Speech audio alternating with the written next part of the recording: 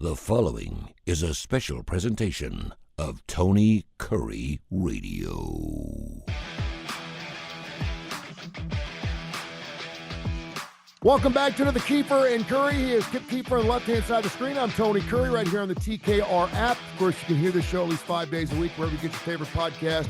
And a lot of people, Kip, are asking, you guys talk a lot of music because we're both big music lovers. And they're like, how about you guys playing some music during your actual podcast? I don't know if we actually have time for that. First of all, you get most of the music we talk about on the TKR app because we play a lot of classic rock. And then we talk about licensing issues, and it would mean that we would only be able to play our podcast on the Spotify. But that may be something down the road, maybe something we could do in the future. Maybe do a show of some of our favorite music. That would be awesome. I on this week's Need to Know, Tony, I talk about their Mirage is being demolished, which is the sad thing for me. But it's going to be the ultimate hard rock hotel with the big guitar theme for the building, and it's going to be like a rock and roll museum in Las Vegas. I really am sad to see the Mirage go. But as far as classic rock and the things that you're identified with, I think the new Hard Rock Guitar Hotel right on the strip between Caesars and Treasure Island is going to be phenomenal. No, and I heard you talking about that on Need to Know, another great show. You got to talk about that. I loved you talking about your grandchildren and the validity of your existence, and you talked about the Mirage and the fact that it's only been around 30 or 35 years and they're tearing it down. And such as, stadiums now. I remember when they went in and redid the TED in Atlanta. I'm like, damn, and that place is only like 12 or 13 years old. And I mean, that was kind of like it was like the new Camden Yards.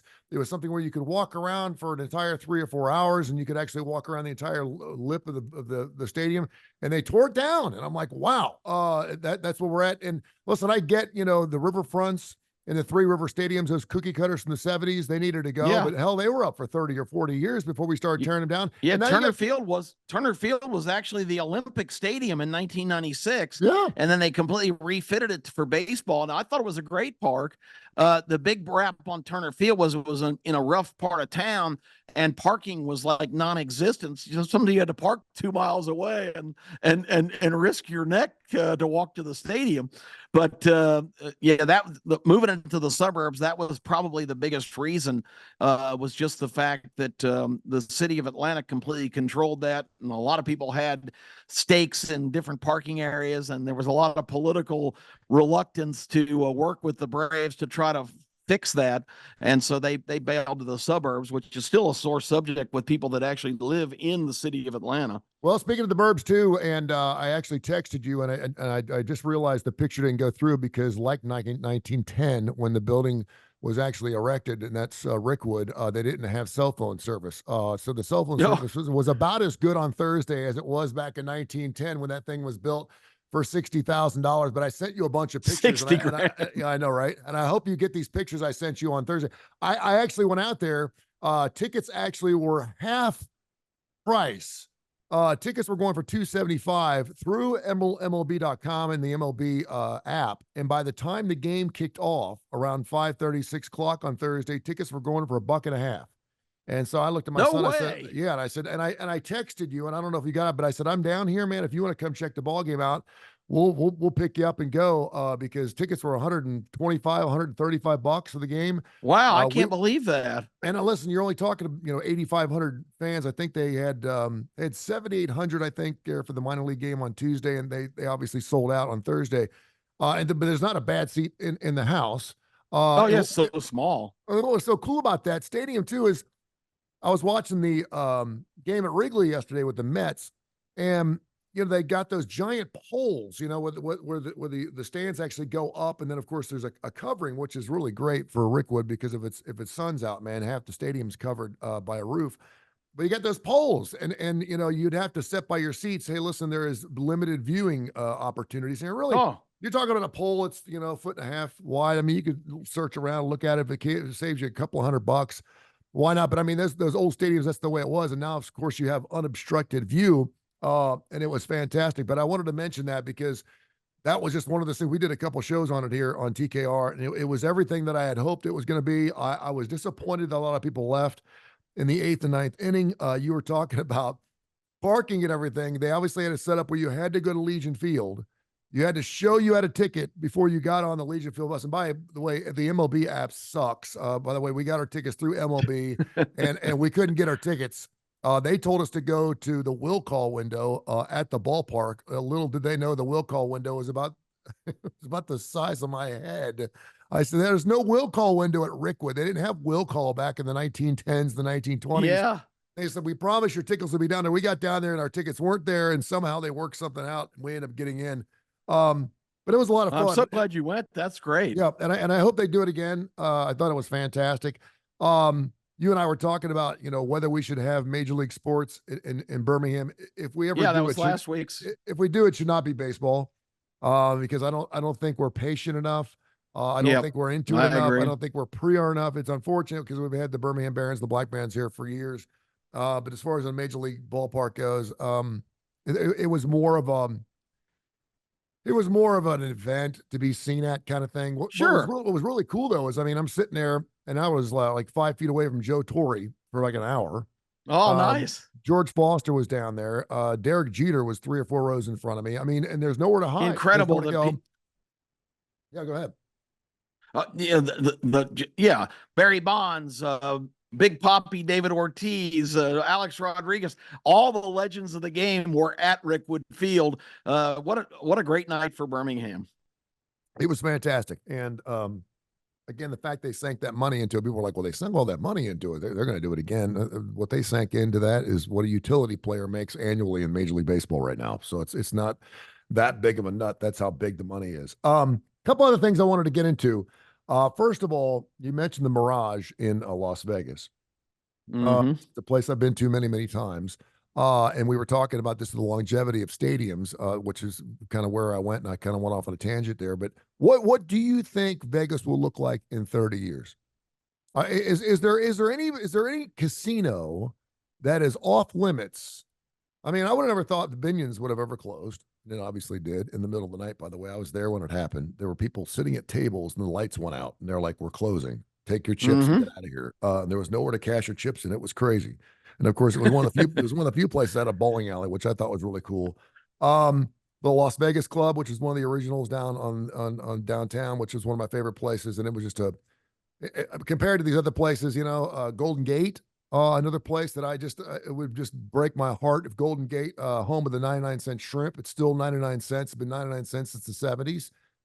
They've got these unbelievable sandwiches for like $2.99. You get these huge rhubarb, just unbelievable rhubarb and Reuben sandwiches. I mean, they're unbelievable. They have a little delicatessen all the way in the back of the place, which is great. And still a place where you can stay. You can stay at the Golden Gate, get a room there, which I think is really cool. But is Caesars off the table? I mean, is there ever an opportunity? Could you ever see Vegas without Caesars? Could you see Vegas without Wynn? Could you see Caesars without the Palms? Could you see Caesars?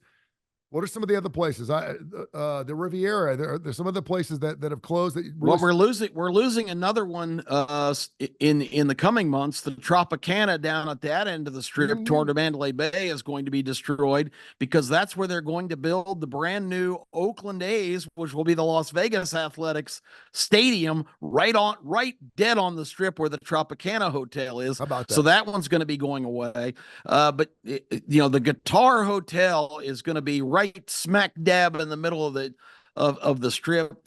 It's going to be a shrine to rock and roll, which is the only saving grace. I love the Mirage since the day it opened. I said in my broadcast that I thought it was the transformative property that started to change this town's image from just this pit of debauchery into a worldwide tourist place for everybody, because they brought, I didn't mention too that Mirage was one of the first ones to bring the high-end retail in, and different things of that nature. Of course, that prompted Caesars and to answer your question about Caesars, I don't think Caesars is ever going away because Caesars is the one property that every innovation that comes to Vegas, Caesars matches it. Caesars has built an amphitheater. Caesars has the Forum Shops, which is some of the best retail space on earth. Unbelievable. It's worth the Caesars trip. has renovated and built new towers over and over and over. Caesars is just a metropolis of a property, and I think they've always been ready and willing and able to acclimate their operation to fit the times. But some of the other ones, you're going to start to see disappear more. Right across the street from Mirage, you've got the original Flamingo site, which is now the Flamingo Hilton, where it all started with Ben Siegel and his vision here. That hotel is old and kind of decrepit. You've got a Harris property right next door. They're both kind of old school properties on the most valuable space in Vegas. I look for something spectacular to go up on those sites in the coming years. And a little surprise too, by the way. Real quick, a little surprise too that Harris, because Harris is everywhere now. I mean, I know, but they've never really done anything with this property. You still feel like it's 1965 when you walk in there. And I don't know if that's the allure of it. We stayed at Harris for 13 straight years. That was the place we always, and then we stayed at Caesars. And by the way, Caesars has got 4-headed showers. I love their showers. They got 2 shower heads on top. Caesars is unbelievable. It's unbelievable. I thought I was in a suite or something. It was unreal. But we always stayed at Harris because it was a little campy. And that it was a little back, and it wasn't nearly as expensive as the places. And most of the time, you show some points, you were staying at free. But I'd be really surprised if Harris would not sink, because Harris is everywhere. I mean, they're down in Biloxi, they're down in New Orleans, they're all over the place. Yeah, I look for Harris to probably demolish their own property and try to build something to keep up with the Joneses here. But my ex-boss, Phil Ruffin, who owns Treasure Island, made a good point to me in a conversation a few years ago, because they were going to get rid of the hotels. That he owned a lot of the property next to the Frontier Hotel, which is now gone too. He sold most of that property to what's now Resorts World, and Donald Trump, ironically. The Trump is right on the strip right there where Phil's Frontier used to be. But Phil said, this is the only business I can think of that you hope that a competitor will build right next door to your place, a bigger, shinier, more fantastic property than the one you have, because you're going to get all the spillover from that place. No doubt. And that was Phil's philosophy. Vegas is very dynamic in terms of what it is. And anytime somebody adds something spectacular to the strip, that just brings more people right down to that area. There's no doubt. And again, you're talking about COVID, you're talking about the 2008 situation. Vegas keeps building. I mean, just keeps building. It's amazing. Keeps redoing stuff, and it's really amazing. And it's become a major sports mecca. I think we talked about that a couple of weeks ago. You got Major League Baseball coming in. You've got the Raiders with their brand new stadium. The A's have a brand new stadium. That we talked about that, Tony, in that discussion about postseason college basketball conference tournaments, that they had 5 tournaments going here at one time. That takes a lot of facilities to be able to accommodate 5 different conference tournaments the same week. And it could not happen at a better time. And I'll tell you why, because a lot of people think that because of all this legalization now, I think it's in 38 different states, you can actually make some type of bet. And we're not talking about table games, but you can do teams, you can do over-unders, FanDuel, DraftKings.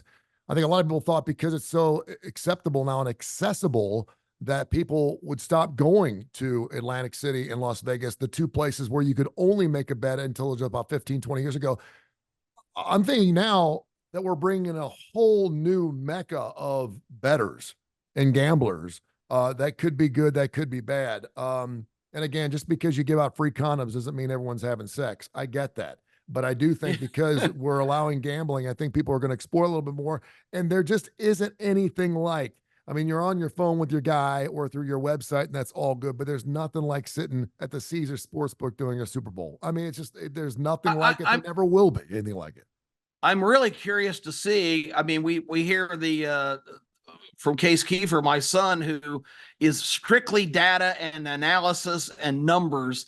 I wonder if this coming generation who has been raised on all this computer technology, I wonder how just sports gaming is going to evolve, because the things that you and I look at, common sense, this line looks like it might be off, that all Case and his generation, and especially the younger ones coming up, Case was exposed to the computer age, in third or fourth or fifth grade. These other kids, my grandson Tony carries a tablet around as we speak. He's 3 years old.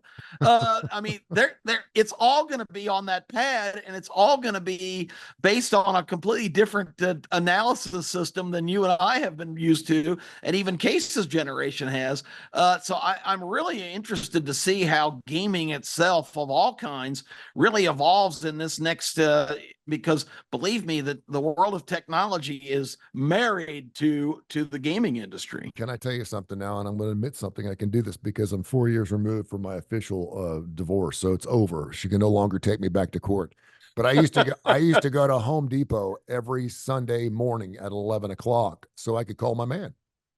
And for people that don't understand that, you would sit in the car, you get on your cell phone, and of course, for cell phones, you'd use a landline.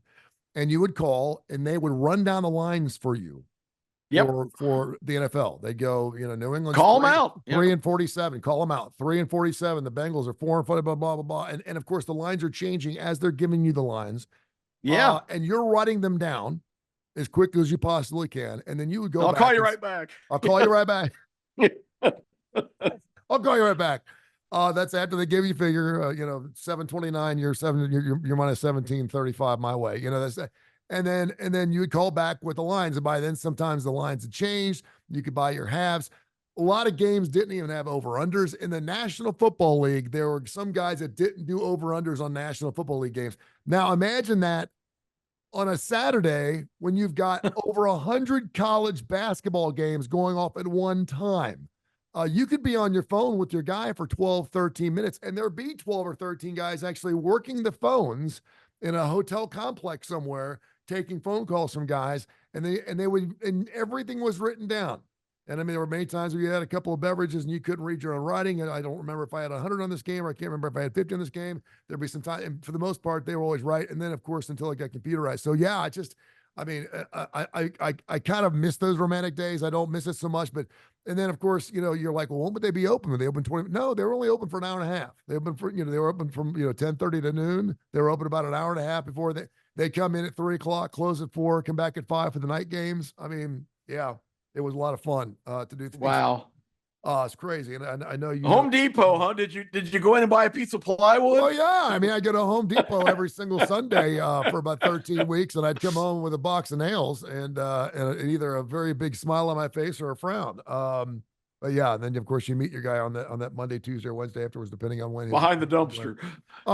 Something else before we get into music, real quick. What will or what can we learn from the debate on Thursday? We're doing the show on Monday, by the way, the 24th or the 23rd, 24th. What can we? Yeah, June 24th. Why are we having this? Well, here's my theory, and it's backed up by several people that are pretty good analysts and experts that I respect. But I had this thought: there's never been a debate this early, Tony. So you have to wonder, and it's all been controlled by CNN and the major networks, and they made the offer because for a long time Biden said he wouldn't debate Trump because Trump's not worthy of debating. Sure. Well, that changed when Biden's poll numbers are just tanking right now. I think the Democrats feel like they have to get him on stage to try and revive their campaign, or he's just going to continue to circle the drain and eventually disappear. But it's a real risk. But I don't think that they're stupid enough to put him out there and have him fail spectacularly, which a lot of people expect. I think they'll have Joe pretty juiced up for this again, just like the State of the Union address. But that makes him reckless and makes him hostile and angry. And I think Trump is going to be able to bait him a little bit and get him to say some things that people are going to go, what did he just say? And if that happens, I think the reason that they wanted to have this historically early, before even the conventions, if Biden goes out and cannot perform and gets a negative perception from the American people, look for a amazing development at the Democrat convention in Chicago coming up later this summer. I think they're going to pull the plug on Joe and say, Well, we're going to have to go a different direction here because Wow. we got to have an electable candidate. I think, Tony, this is an audition for not only America but for all the people that are banking on Joe Biden in the Democrat Party. I think if Joe does not deliver in this debate, or the bar is set so low, basically he just needs to get to the podium without wandering around lost or tripping over something, or not say a bunch of illegible sentences. They're going to declare it a success. But I think this is an audition for Joe Biden's fitness for the presidency, because if you watch him, you can't imagine this guy being the president for 4 more years. He only works about 3 days a week. He goes to the Delaware beach house like for 4 or 5 days at a time. We're not seeing him now. He is in Camp David, the presidential retreat in Maryland, with nothing on his schedule for 8 straight days preparing for the debate. This guy's the president of the United States. You don't take 8 days off to prepare for a debate. Trump is doing 5 rallies in the next 6 days. Yeah, So, they're talking about the age difference. It's only 3 years difference. Trump just turned 78. But if you look at the energy level, Trump will go to rallies and then get on his jet and fly to Las Vegas and be at a UFC card until 2:00 in the morning. He's a huge fan of MMA and the UFC. He sits ringside with Dana White, the president. All the fighters jump over out of the octagon and go over and talk to him after the fights. This guy has got energy level That's amazing. 1,000 times more than I have. So you Yeah. can't compare that to Joe Biden, which they try to do. Well, he's only 3 years younger than Joe Biden. It's not the age, Tony. It's the functionality. Speaking of a guy who had just incredible energy and it ended up killing him, Michael Jackson passed away 15 years ago tomorrow. Any thoughts? Oh, that 15 years ago? 15 years ago tomorrow. That June is 25th. stunning. That is absolutely shocking. At the age of It's been 50. that long. At the age of 50, he was 28 years Unbelievable. younger. Yeah. And also on this date in 1974, Sweet Home Alabama was released. Oh, how about that? 50 years ago today. When we had Damon Johnson on the television show earlier this year, who's now the lead guitarist, and I think when we lost Rossington, that was the last surviving member of the original band. Is that not correct? It was. You're correct. Yep. Yeah. So, when I told Damon that I'm so thankful that in 1976, my friend Joe Lipham basically made me go with him to the Fox Theater, which is it's kind of like the Alabama Theater in Birmingham. It's the iconic old time, classic, massive theater. Leonard Sknyrd played there, and he made me go to the show. And Tony, I am so thankful, because I wasn't a fan at the time, but I'm so thankful to this day that I went there and heard Sweet Home Alabama and Freebird and Give Me Two Steps and Tuesday's Gone. One of the greatest shows I've ever seen. I was like 15 years old. It was amazing. Roger Daltrey came out last week and said this is the worst part of classic rock right now. Do you know what he said? No, I didn't hear that. Set list.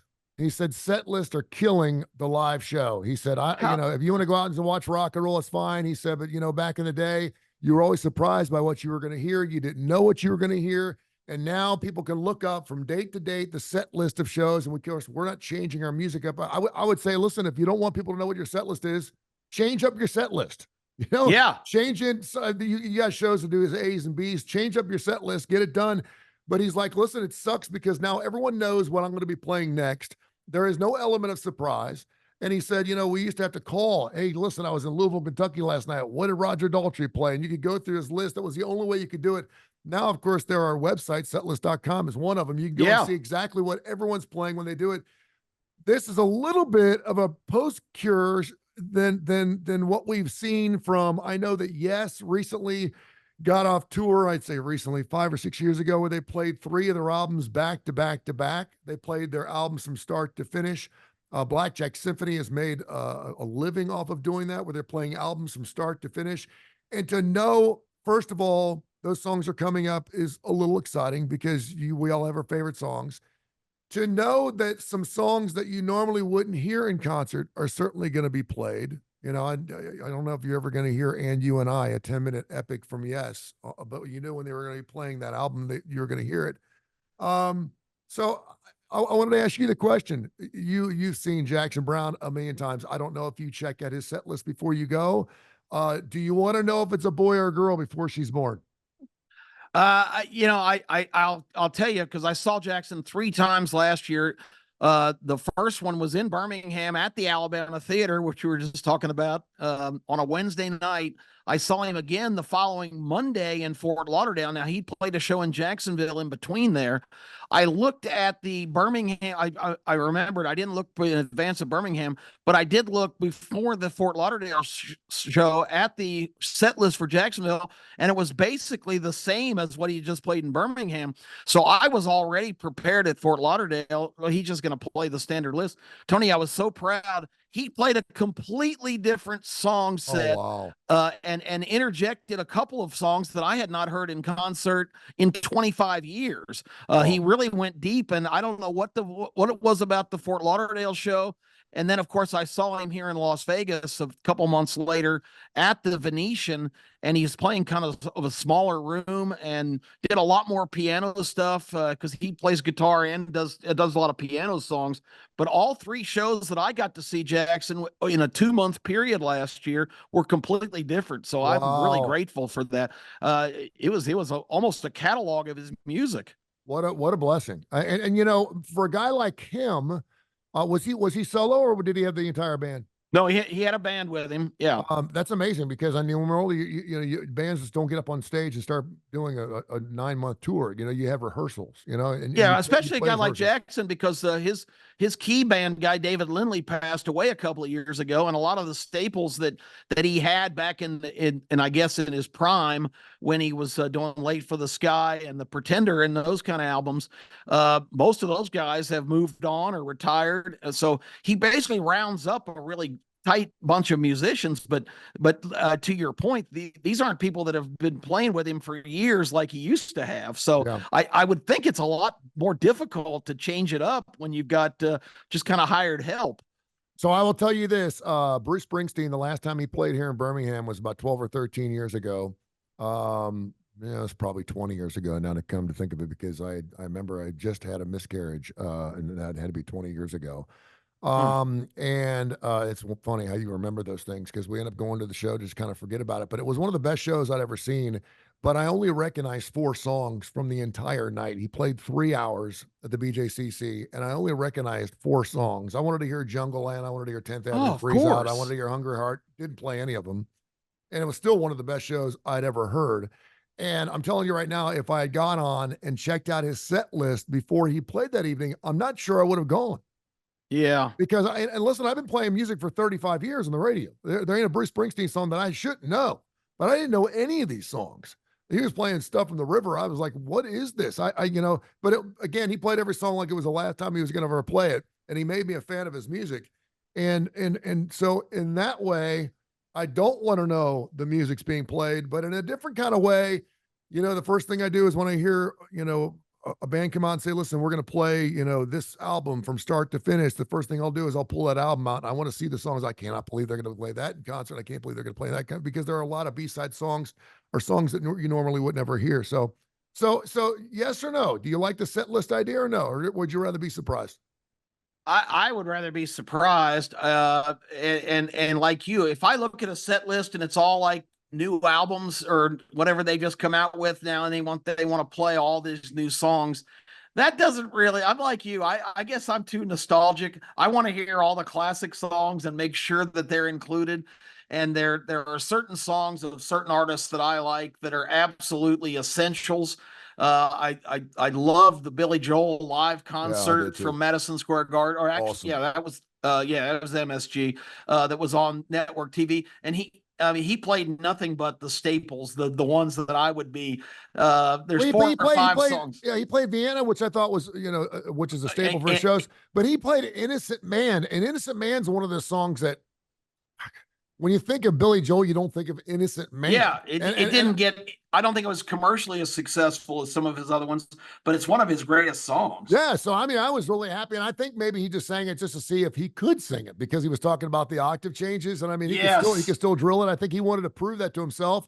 But I mean, of all the songs that you're going to play, you may be right. You're thinking of, Piano Man, you're thinking of all of his big songs.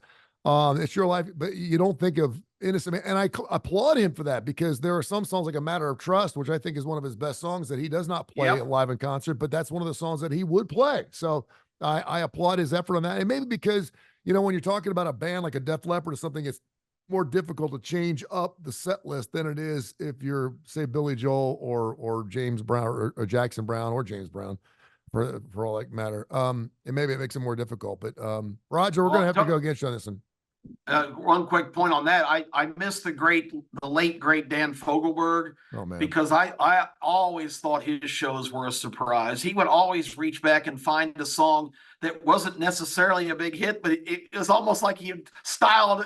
I got to the point where I'd say, I can't believe he played that song. It's almost like he included that just for me. yeah. Because it was songs that I thought I was the only person that knew. So I do miss the great Dan Fogelberg. What a great showman and musician and singer songwriter he was. And what a lot of people will tell you, if you ever notice, if you ever go out to one of these little Mexican bars or one of these bars where there's a guy playing, he's got the little thing he's got the little music box in the bottom, and he's got the harmonica there. Don't play Dan Fogelberg. They will not play. You know why? Dan Fogelberg is incredibly difficult to play. I didn't realize that. I've talked to a good friend of mine, Jeff Tyler, and he's like, I don't do Dan Fogelberg because it's too hard to sing. It is just so interesting. How about that? And I listened to it. I listened to Go Down Easy, which was a great song I absolutely love. Hard to Say, which is one of my favorite songs of all time. But he's like, yeah, he is really difficult to play. And if you go back and listen to Dan Fogelberg and find some live stuff, I mean, it's even difficult for him to sing sometimes too, certainly in his later years. If anybody likes the Dan Fogelberg hits, because the song that I was really referencing that he sang that blew me away, because it's one of my favorite Dan Fogelberg songs, it's called The Reach. And it's a tribute to Maine lobstermen and the whole tradition of just, they still do it the same way as far as harvesting lobsters as they did in the 1800s. They on these long lines, they kind of go out to what's called the reach, which is like as far as you can see from the shore, and harvest these lobsters in these long days. The song is just beautiful, and he performs it so perfectly. When he played the reach at one of the last shows I saw him at, it was and for those who don't know, he contracted prostate cancer, and it took his life at, I think, just in his late 40s or early 50s. He's been gone quite a while, but those kind of artists are irreplaceable. And when they crank out a song that you love that you don't expect, it's one of the great moments in concerts that I experience. And him and Jackson Brown, I put side by side. Yes. In the fact that whenever they had a relationship tragedy, you better buy the next album. Oh, because man, when they had a breakup, dude, they wrote their best stuff. It's unfortunate because they were in sheer hell. But I mean, you're talking about Jackson Brown, Billy Joel, Dan Fogelberg. You're singing, and some of these guys, you could just tell she just dropped the bomb on him, and he would sit down with a pen and paper and start writing some of his best stuff. And I mean, it was, and you're thinking to yourself, you're Dan Fogelberg. No one breaks up with Dan Fogelberg. Well, everyone broke up with Dan Fogelberg. Every marriage you had in a divorce is like, how's that possible? If you've been in a bad breakup, listen to the Dan Fogelberg song, The Last Farewell, because he's lamenting the end of his relationship. He's recalling all the good times, but he says that, but now as the curtain falls, this is our last farewell. And in Jackson Brown's side, the entire I'm Alive album was written when Daryl Hannah completely broke his heart. Daryl Hannah, the actress, had developed an obsession with John Kennedy Jr. and just up and left Jackson Brown. And the whole song I'm Alive is about her just dumping him, and he's just absolutely distraught. And the whole I'm Alive album, when Jackson Brown is brokenhearted, his musical talent and his songwriting ability is second to none. And Daryl Hannah's with who? David? Who's David? She's with now? Is Daryl Hannah with David Crosby? I don't remember who she ended up marrying, because John F. Kennedy Jr. broke her heart by marrying his wife, who tragically died in the plane crash that when he was trying to fly to wherever he was going, and her sister was on that plane. She's with Neil Young. Oh, is that what she's with? Wow. She married Neil Young. Yeah. Um, which is kind of like what? Yeah, I always You're every like, time I hear the dude. song "Old Man, Take a Look at My Life," I think Neil Young is wearing the different hat now. She married him 6 years ago, and I'm thinking about. I mean, have you seen That's Neil incredible. Young? And I mean, listen, Daryl Hannah doesn't look anything like she did in Splash. Okay, let's get past no. that. But it's still Daryl. At one point during Splash, she was the hottest damn thing on earth. She was smoking hot. And so you get the Kennedy thing. I get the Jackson Brown thing. When Julia Roberts hunkered down with Lyle Lovett, I get it because and golly, Billy Joel had Christy Brinkley, for God's sakes. I get it. I mean, rock and roll, man. There's a power behind rock and roll. You get beautiful women. Beautiful women love great sense of humor. That's why comedians have good-looking gals, or they love rock and rollers. But at some point, you would like to think that Daryl Hannah would roll over and look at Neil Young and you go, "What am I doing?"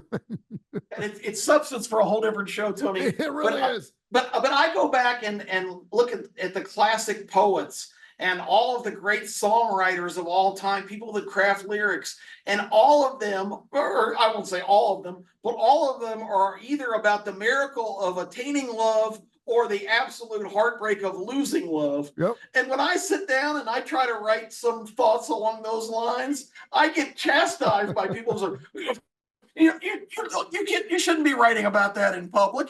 How come I can't write about it when all these famous people have made their bones doing that? Have made their living. You need to put music. I don't understand. Why am I? How come I can't express my feelings? You write your stuff out and save it, and you should come out with another book. Come out with your second book. Do Keefer's poetry, man. I just wrote lyrics to a great song that I just didn't have the guts to publish because I don't want to be publicly barbecued.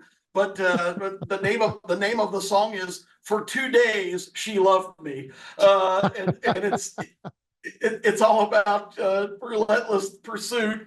And for 2 days, I was in the catbird seat, but it came to an end. So that's my new hit on my subsequent album that's coming out in the next lifetime. We'll get into that next week. Hey, don't forget to join us on Saturday mornings, 10:30, 11 o'clock. We butt up right against, of course, that early ABC/ESPN/Disney game this year.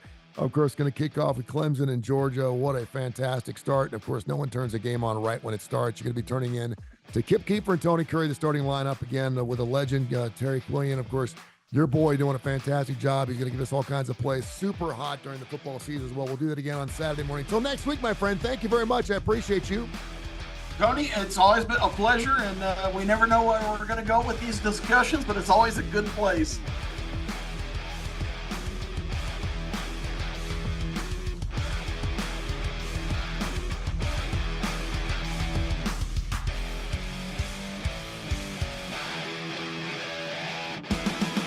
This has been a special presentation of Tony Curre Radio.